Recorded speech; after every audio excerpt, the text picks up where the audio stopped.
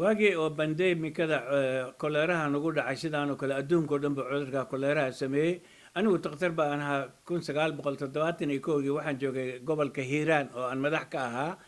runtii tallaabo adag ayaan qaadnay waagaas oo ahayd inaan isolation wax la yidhaha suubino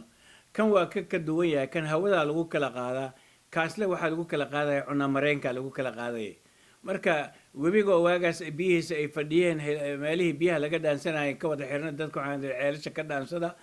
soo socodkii oo dhan maaragtay dadku aan ka joojinay waxaan xasuustaa inaan kala xiray hiiraan iyo shabeellada dhexe oo jowhar iyo hiiraan meesha dhexdooda inaan waagaas kala xiray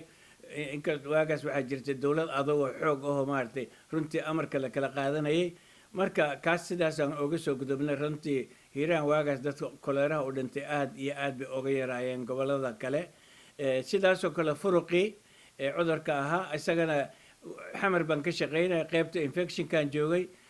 aad iyo aad bu maaragtay cudurka isaga u saameynayay ilaa 3500 oo case ayaa aniga soo maray isbitaalka aan joogay oon maskuulka ka ahaa adduunka waxay mar damceen inay ku dhawaaqaan 1966 inuu cudurka adduunka ka baaba'ay laakiin markaas anaa is hor istaagay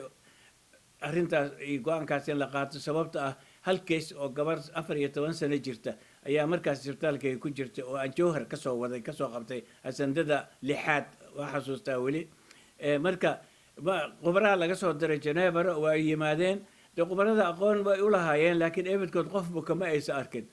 cudurkan gabadha ka soo baxay nabraha ka soo baxayna nabara yaroo kooban ay ahaayeen oo teel ah marka waxay yiraahdeen waa chicken pox waa isku qabsanay ilaa markii dambe intii gabadhii dhaacaan laga qaaday Geneva la keenay oo jawaabtii soo timid inuu small pox yahay sidaas 66 dib intii looga dhigay ilaa 77